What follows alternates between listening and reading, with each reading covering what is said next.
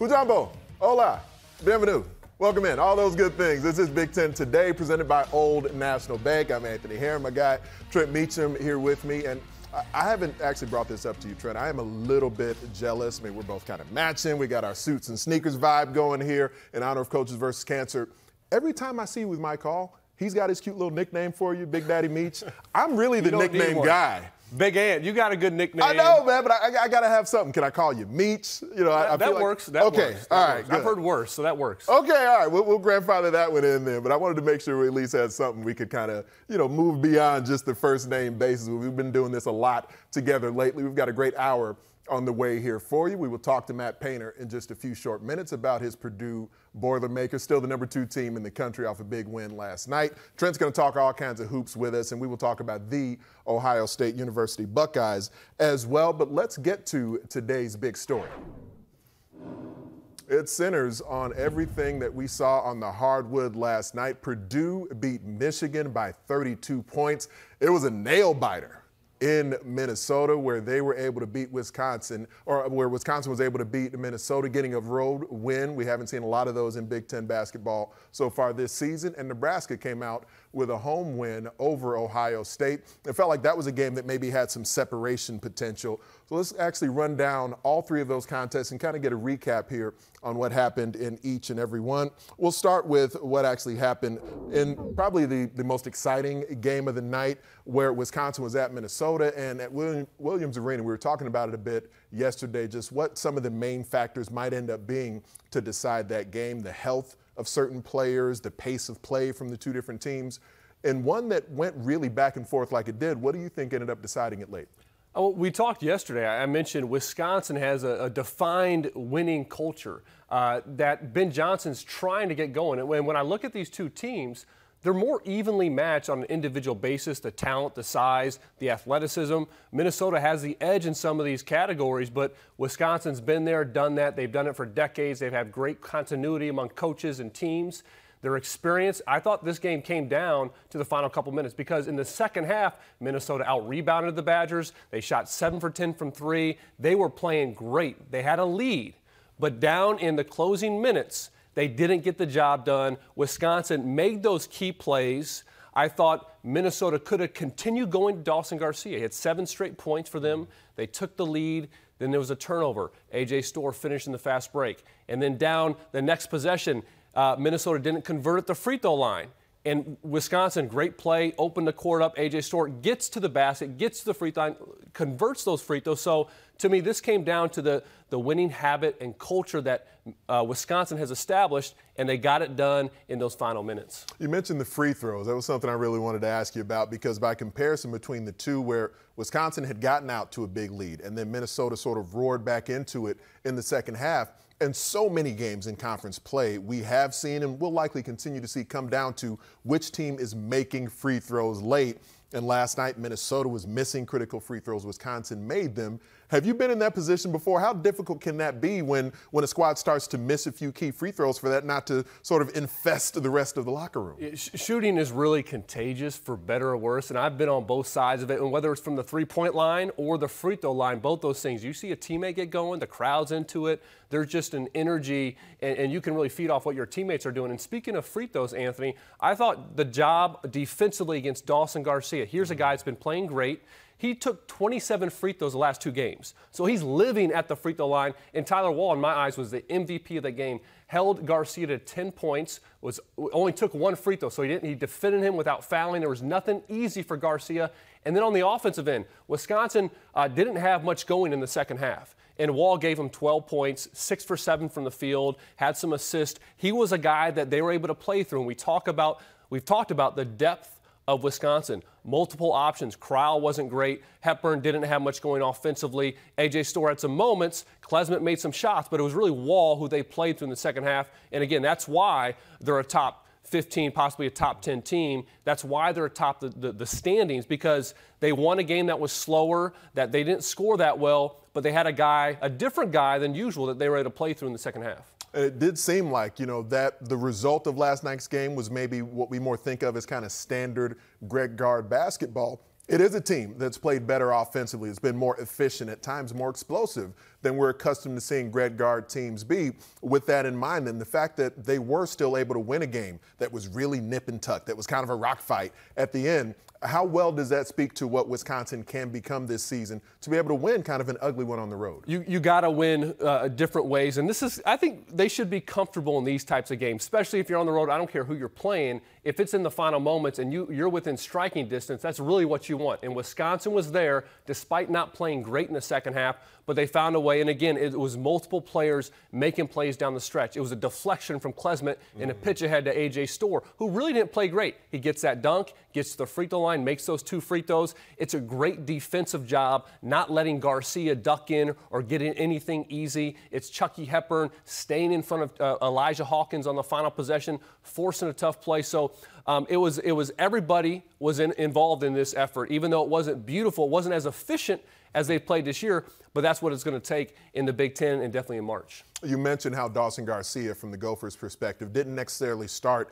nearly as hot as we've seen him in recent games. He got it going late, but Elijah Hawkins, who we weren't really certain yesterday at the time we did this show whether or not he would even be active for the game, but came out and did step back in and look like the floor general and really had an offensive impact in scoring the ball in a way that kept Minnesota in it. Well, the first half, Hepburn guarding Hawkins really helped out a lot. Hawkins has not shot the ball well. He was really in the gaps trying to disrupt other things. And then Hawkins opened the second half, knocked down some shots, 16 points, 9 assists. So that was critical for the Gophers. Once he saw some threes go down, we talk about shooting being contagious. Then Christie, then Mitchell, then Garcia steps out, knocks down a 3. Hawkins, he's got the keys to this team. And when he's playing well, like we saw in the second half, when he's getting into the paint, this is a different ball club. Now, I thought the game management down the stretch had a critical turnover. I thought they could have gotten Garcia the ball quicker on a couple possessions. That ended up being their failure down the stretch. But Hawkins, he got them going in the second half. And they were playing, when they're playing like that, when he's got the ball going into the paint, they're knocking down threes. Defensively, they were very active. This is a good ball club. Just got to finish the game.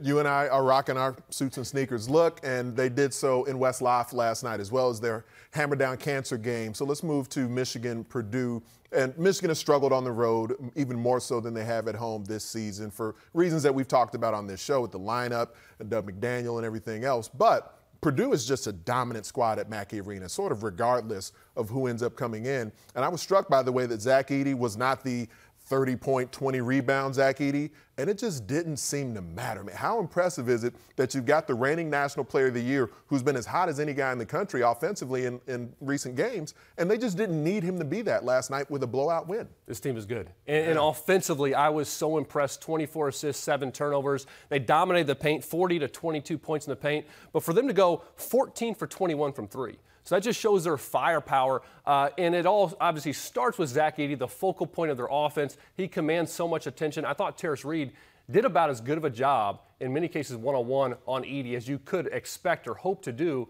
But the balance and the firepower of this team, we wouldn't have said that last year. Brain Smith pulling those strings, almost had a triple-double, 11, 7 rebounds, 10 assists.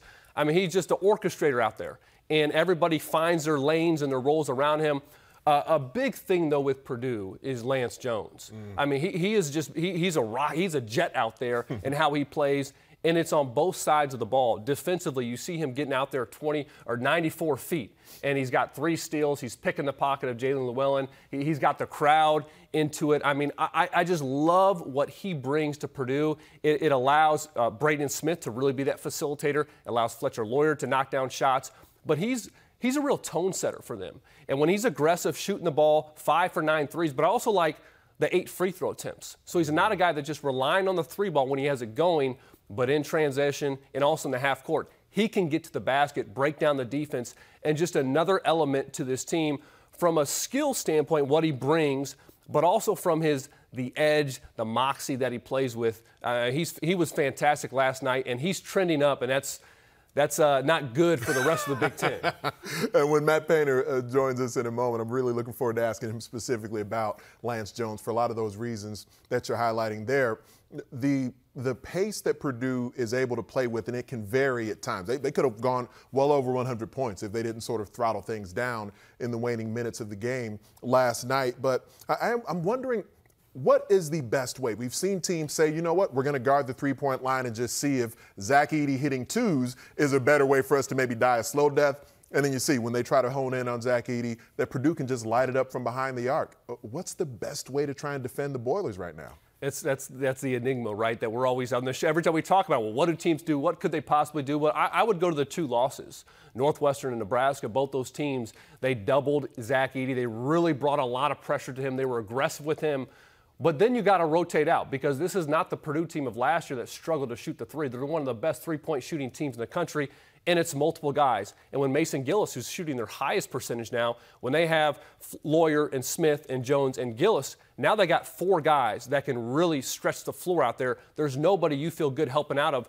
But I look at like what Nebraska did, and they were so good in rotations. First of all, you can't make Edey have easy passes out of there. Now it's hard. He's 7'4", right? He can see over the top. But you have to have great. You got to be great at scrambling, rotating, running those guys off the three-point line, and then you got to rebound. And that's what's so difficult. When you play great defense against Purdue, sometimes their best offense is getting it off the offensive glass. So you got to be able to bring pressure, rotate, take them off the three-point line, and rebound. That's really tough to do.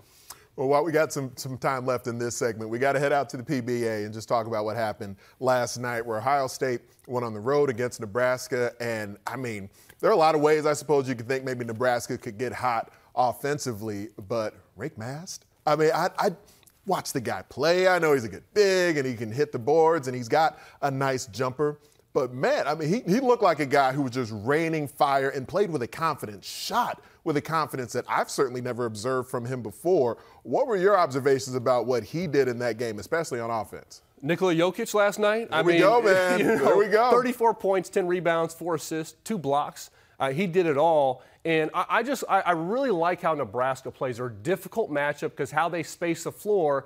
And when they're at home, I mean, this is a team that thrives off of the flow of the game, the pace of the game, the energy of the crowd. They take a ton of threes, and it was Rink Mass, 6 for 8 from 3, 13 for 17 from the field. Couple of heat check shots, too. Just like, all right, let's see what's about to happen. He hit a step back. But look, when you're the center, okay, and I go back to the first game against Purdue, they did a down screen for the 5-man Mass, hits a 3. Okay, Edey wasn't ready for that. Last night, they do a lot of double stagger screens where he's the second screener, and then they'll pin in for him to flare out. They run that play numerous times, and Fred Hoiberg, NBA pedigree, if he has something working, if he has a guy cooking, he's going to keep going back to him, and they did that. And then what was impressive is Ohio State, Akpara, Key had a hard time getting out there, closing out to a big man. They're not quite used to doing that with the urgency that you need.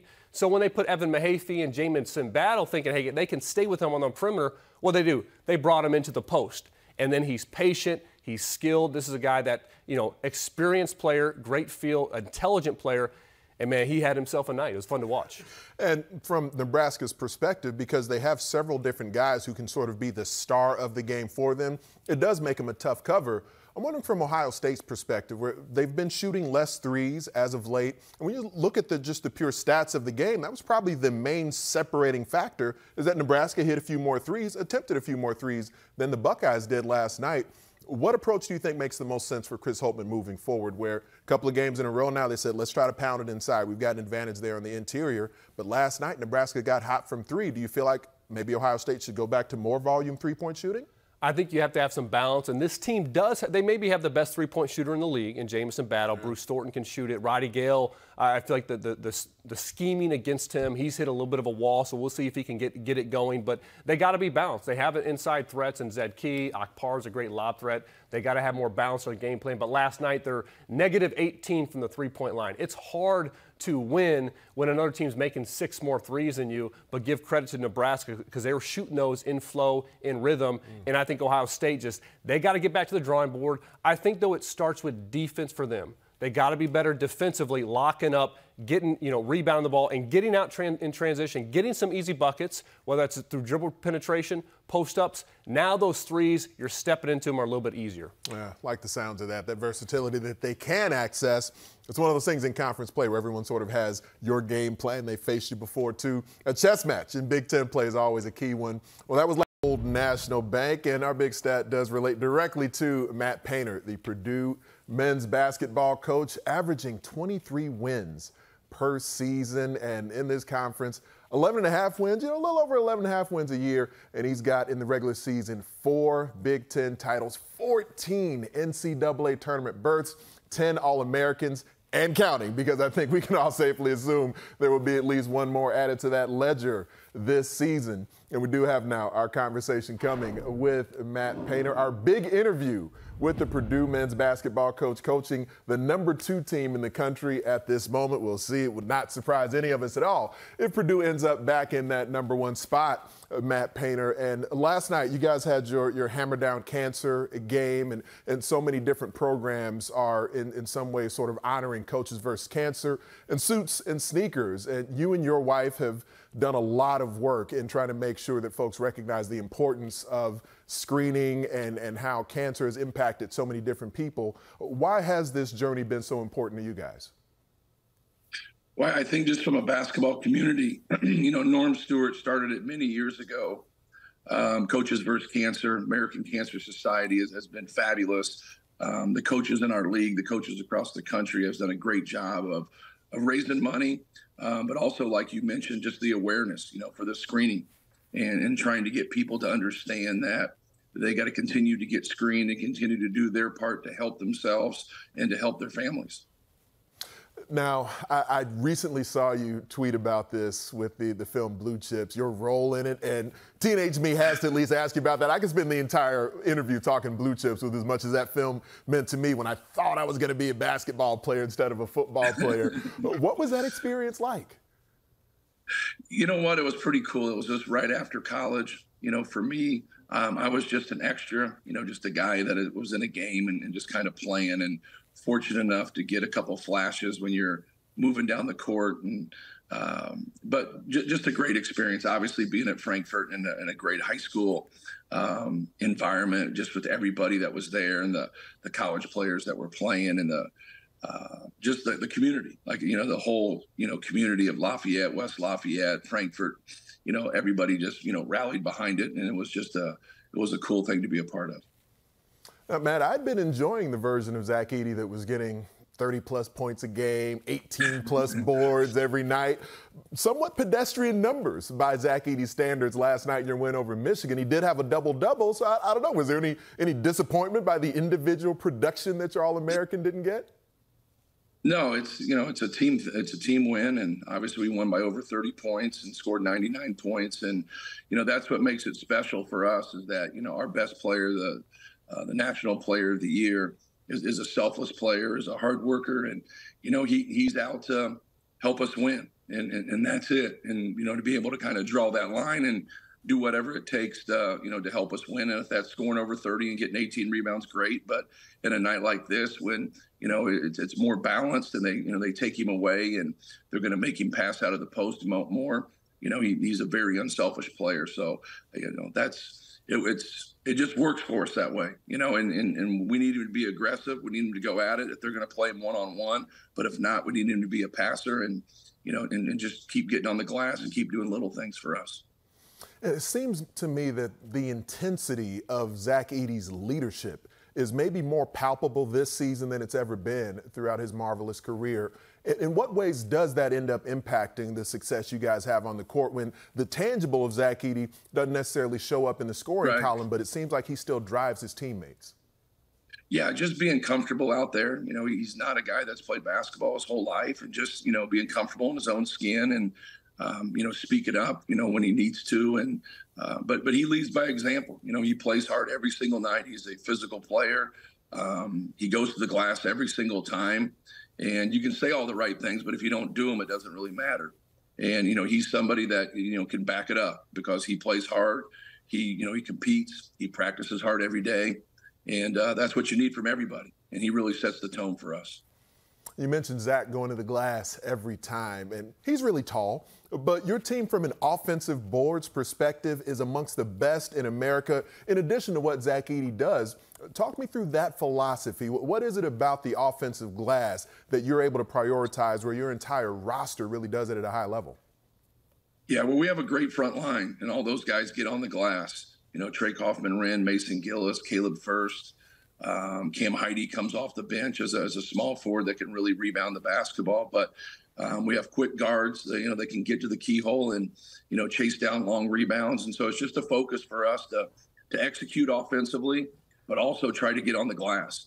And if we take good shots and we have good offensive rebound balance and we know where shots are coming from, it really helps us. So it's just it's a daily thing for us. Some games are going to be better than others, but our effort's got to be the same. Rafael Davis has been talking to me about Lance Jones since before the season began, and he was really excited about what Lance would add to your lineup. I'm curious, what did you expect from Lance Jones, and then how has the reality of having him in your lineup, how has that sort of manifested itself here? Well, we've really benefited from him having a very good college coach at Southern Illinois and Brian Mullins and his high school coach. Both of those guys are very, very good coaches. They're both defensive coaches. So, he comes to Purdue, and we really get, the fruits of their labor. Those guys are the ones that's done the work. He plays hard. He's got good energy, but he's been coached. He knows the deal. We're not saying something at Purdue that he hasn't heard before. We do some things different offensively. But from a defensive standpoint, I thought he was great last night. He put a lot of pressure on the ball. He got us some steals. He got us some energy and got us going. But he's been great. We're so far have not been a program that's had to take 3, 4, 5 guys out of the portal in 1 year. Back-to-back years, we've just taken one. The previous year before that, we didn't take any. And so when these guys come through, that's literally kind of that last piece for us. And, he was a great last piece for us. And to that point, we're seeing the development in real time of Braden Smith, Fletcher Loyer, these young guys in your backcourt that played significant minutes last season and now are enhancing their production on the court. But what was the offseason like for those guys? What actually led to the production we're seeing now? Just getting better and just keep working on their craft and, learn from your experiences. Sometimes it can get frustrating. You want an opportunity, you get that opportunity, but it comes with accountability and consequences at times. And that can be good and bad. And both those guys learned a lot their freshman year, and they're both better because of it. They've learned to pick their spots, especially from an offensive standpoint, but really be aggressive when they have opportunities. Just take what the defense gives you, and don't go in with predetermined thoughts. And both of those guys have really learned some hard lessons, and they've done a great job for us this year. I know I'm not unique in the frequency of the time I spend on Big Ten radio. I've mentioned the 2019 Virginia Cavaliers a few times in relation to your team and the mission that you seem to be on this season after the way the tournament ended for you last year. How often have you brought that up with your squad and them recognizing what can be accomplished? Yeah, we've talked about it several different times, what they had to go through, what we're going through right now. I think, the important piece for us is to stay focused.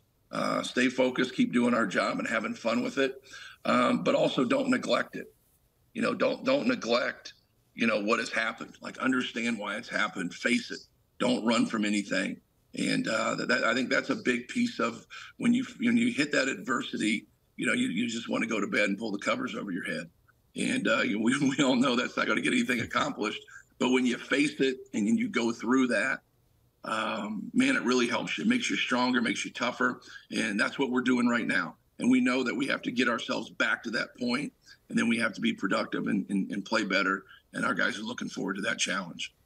And the results that we're seeing so far this season show that obviously the focus is on the regular season right now, but I am curious, are there any things that you've tweaked or adjusted with an eye towards the postseason possibilities that will be there and maybe trying to enhance that for your squad? Not really. We probably don't go as long from a practice standpoint, trying to keep fresh legs. But no, not really. Just, working on our craft, like I mentioned before, just keep getting better at what we do. And our guys have really embraced that. They understand how difficult it is to win a Big Ten championship.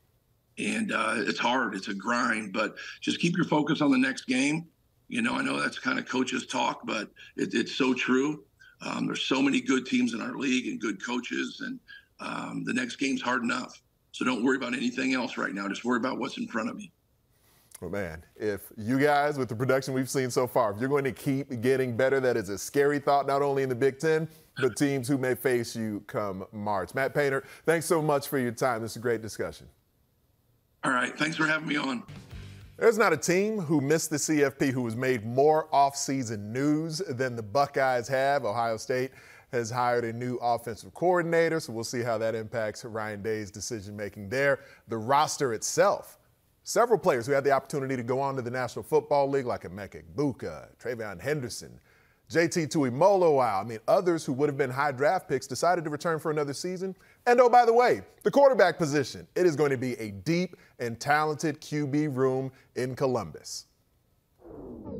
And who better to have a conversation about the Ohio State University Buckeyes with than my guy, Bill Rabinowitz of the Columbus Dispatch. This offseason, Bill, that OSU has gone through has made so many headlines. I just ran through a few of them there. But from Ryan Day's perspective, it seems to me that Ohio State has had a really aggressive approach this offseason. Just in general, what does that say to you about the way they're viewing this season? Yeah, they're all in. They're all in. I think a lot of it has to stem from the fact that Michigan won it all, beat Ohio State for the third straight time. They know that this year is the year they've got to really cash in, and they had a really good recruiting class 2021, and that class, for all of its achievements, is not really, doesn't have a championship to show for it, doesn't have a win over Michigan to show for it.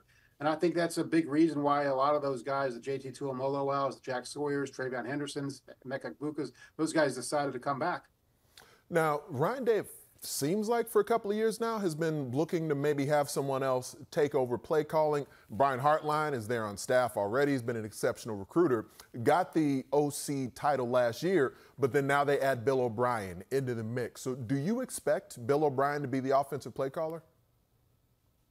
Yeah, I do. I think that Ryan Day wanted to have somebody who had the experience and the expertise to run the offense. Now, Ryan Day is always going to be involved with the offense. If there's a crucial call on 3rd and 7 against Penn State or Michigan, I think Ryan Day is going to probably make that call. But I think that the day-to-day operation and the routine stuff, certainly he's going to want to have Bill O'Brien handle that. Just like when he hired Jim Knowles, he intended for Jim Knowles to be the head coach of the defense. I think that's kind of the intent with Bill O'Brien. We'll see how it plays out because, again, Ryan Day's expertise is on offense, and it's easier for him to hand off the reins to a defensive coach. But I definitely believe that Ryan Day wants Bill O'Brien to be the guy on offense. Now, the QB room is so deep at this point, we're going to need a couple of different questions to tackle it here, Bill. So let's leave the incoming freshmen to the side for a moment and focus on the guys who've been on campus or who've at least played some college football now. Devin Brown had already been there. Lincoln Kienholz had already been there. They add Will Howard into the mix also. So these are all guys who've at least played some college football, and a couple of them who already know Ryan Day's system. How do you expect Will Howard to kind of fit into that mix amongst the other veterans? Well, I think Will Howard's the front runner. I think he has to be. I don't think he has the career he had at Kansas State and comes to Ohio State if he doesn't think he'll be the guy. But it will be a competition. I mean, Devin Brown, it's a shame what happened to him in the Cotton Bowl, because if he had a good game, stayed healthy and had a good game, then I think Ohio State would feel fairly comfortable with having him be the quarterback next year. But that didn't happen. He didn't play well in the brief time he played before he sprained his ankle. And so, from Ryan Day's perspective, I'm sure he's thinking, well, what has he proven? I can't go into 2024 with him and Lincoln Kienholz as my guys. I need somebody with experience. And Will Howard, really, he's not a five-star guy. He wasn't as a recruit, but he certainly had the kind of career that makes Ryan Day feel like he could lead them to where they need to go. And then Air Nolan was already a part of the recruiting class. Yeah. Were you surprised that after, seeing everything play out and having veterans coming in and a big-time recruit already there, were you surprised that Julian Sayin, after the Nick Saban retirement, is now on his way to Columbus as well? A little bit, because I know they feel very highly, they think very highly of Air Nolan, and they still do. I think it was a case where, if something drops in your lap, potentially, do you take it? Some people will compare it to Quinn Ewers coming to Ohio State a couple of years ago. That was different. Quinn Ewers came, I think, because he wanted the NIL money, and he came late. I mean, he came as training camp was starting, so he was never really going to be a factor. And with both Air Nolan and Julian Sayin, they can learn. They don't have to get rushed into anything. They can learn. Will Howard's going to be a one-year guy, and they can make their impression this year. And so we'll see how it plays out. But yes, I was a little surprised. And as impressive as Ryan Day's passing attacks have been throughout the years that he was calling plays and has now been the head coach in Columbus for a while at this point, his best Ohio State teams have been ones that have run the football at a really high level. And so Travion Henderson decides not to go to the NFL. He'll be back for another season. And they add Quinshon Judkins in the transfer portal also. That combination of backs, I mean, what should we be prepared for with two guys who've achieved at such a high level in college football already? Yeah, I think that might be the best duo in the country, right? I mean, that's Quinshon Judkins, all SEC twice. Freshman of the year in the SEC, and then you have Travion Henderson, who showed when he's healthy what he can do. And I think that for both of them, it makes sense in the sense that, NFL's, they always talk about the tread on the tire, right? And so I think that the fact that they're not going to have to rely on either one of those guys for 25 carries a game is probably good. And Ohio State, they always hate to use Michigan as an example, but, it worked for Michigan, right? Michigan had the duo of Blake Corum and Donovan Edwards, and that worked out pretty well for them. So I think that's a formula that can work.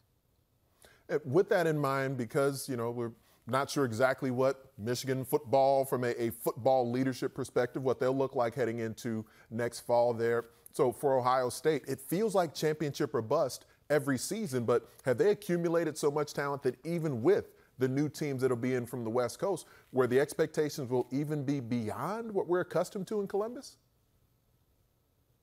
Expectations are always pretty high in Columbus. So, but I think this does have a bit of a feel of a make or break year, in the sense that if they were to lose 4 years in a row to Michigan, which we expect Michigan to be somewhat down this year, they're obviously losing J.J. McCarthy. They might lose Harbaugh. They're losing Blake Corum. They're losing a bunch of players. And the game next year is in Columbus. If they were to lose that game in Columbus, boy, I think all bets are off. You do have a new AD coming in, Ross Bjork. And so that's something that they'd only want to, contemplate. But you look at this team and you look at who they've added and who they've kept, and we haven't even talked about Caleb Downs. There's not really a weakness on the team if the offensive line improves the way it needs to improve. That's the big question on this team. Other than that, I think they look stacked. You mentioned Ross Bjork. There's a legacy that Gene Smith leaves behind as the athletic director for Ohio State that so many folks have respected and revered over his time in running the athletic department. So what does Ross Bjork step into? I mean, the finances are always, we're always gobsmacked at how much money they bring in, frankly, how much money they spend as well. So what does Ross Bjork step into? I think he steps into a pretty stable program. I think it's just a case of, he's a prolific fundraiser, and that's a major job of an athletic director. But he also oversees 36 sports. And there are going to be questions. The men's basketball team is struggling. That'll be an issue he'll have to deal with. But I think he just has to learn the lay of the land. He has no experience with the Big Ten or with Ohio State. So there's going to be a learning curve there. But I think Gene Smith will help him. I mean, there's a transition period now until Gene leaves at the end of June. So there'll be some time for him to get acclimated. How would you describe what the difference is in running, because he's been at multiple institutions prior to this, but being in a conference like the Big Ten, not just the revenue aspect of it, but some of the sensibilities, the academic and athletic sort of combination of what's prioritized in the Big Ten Conference. With this now, modern version of the direction college sports is going, how different will this be than him in running other athletic departments? Well, it's going to be a much bigger department than he's run anywhere else. I think Texas A&M has maybe 20 athletic programs. I think Ole Miss had 16 or 18. So that's almost double. I mean, we're talking about, 36 programs. And so getting to learn all of those is going to be a big learning curve. But let's face it, college sports is changing so rapidly. I think everyone's kind of winging it. I don't know that anybody knows the lay of the land right now with NIL and the transfer portal and all the uncertainty about that. So I think, he's an experienced guy. He's done this a long time, obviously not at Ohio State, not in the Big Ten, but I think everybody's trying to come to grips with what college sports is evolving into, whatever that is. Well, as we all make educated guesses on what the future of intercollegiate athletics looks like, we really appreciate you taking the time to help, sort of walk us down that path a bit, Bill. All right, appreciate you having me on. The Illinois Athletic Department, their Associate Chancellor, Robin Kaler, has released a new statement just in regards to Terrence Shannon Jr., and it reads in part, as the Division of Intercollegiate Athletics, the DIA, has made clear throughout this situation the nature of the allegations in this case elevated related discipline decisions beyond Coach Brad Underwood's purview. He was not involved in the suspension decision nor in the decision to reinstate. In keeping with the court's directive, Coach Underwood was instructed to treat Mr. Shannon as he would any other member of the team in good standing and not limit participation based on the involved allegations. Away from the basketball court, Mr. Shannon remains in both the university student conduct process and the Kansas criminal case. While the preliminary injunction remains in effect, absent resolution of the university's conduct process or the Kansas criminal case, the university expects Mr. Shannon to remain in full status as a university student athlete and available for basketball practice and competition. That's the statement from the Illinois Athletic Department just on where things stand with Terrence Shannon Jr. Obviously, a lot of focus and sensibilities as it relates to that. He is on the court, has been, and for the time being will continue to be based off that statement for the Illini. So that will be what our discussion kind of revolves around here.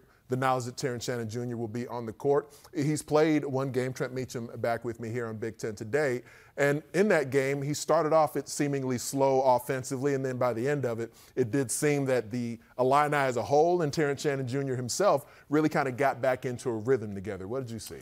The rhythm hasn't been awful without him, and now you get him back in the fold. He was playing as well as I think anybody outside of Zach Edey. He was playing as good as anybody in the country before the suspension. So comes back, was a little bit rusty, played 28 minutes. That's a great sign for him and his conditioning. He got it going, got out in transition, got to the free throw line, finished with 16 points, went 8 for 10 from the free throw line against Rutgers. As a team, they scored 86 points against Rutgers, a great defense. Now you're going on the road, and it's going to be a different environment here at Welsh Ryan. I mean, it's different from when I played. I mean, that's a real home court. So this is going to be a new challenge for the Illini, for TSJ, when you know they're going to be coming after him. And it should be a great game. Now, I look at the first game they played. Illinois just blew them out, 96-66. It looked like the varsity versus the JV. It really did. The positional length and quickness across the board for Illinois. Northwestern really struggled. Damask had 32 points, 6 assists, did whatever he wanted to do. But here's the deal. Every game is different. Every game's unique. And so it'll be very interesting what Northwestern does, maybe differently. I would maybe expect them to have Matt Nicholson match up with Ty Rodgers to start the game, keep him in the paint, and see if he can be a factor there disrupting other people. Now when they bring in Harmon and Goody off the bench or whomever, now they got to switch that philosophy. So it just every game's unique. There's so many things that have changed just in the past week around Illinois' program. And now you have an All-American back in the fold. And, I think they're trending in the right direction. They look like a possible Final Four team to me. Right. And now you have a scrappy, veteran Northwestern team that can shoot the ball, that's very talented offensively.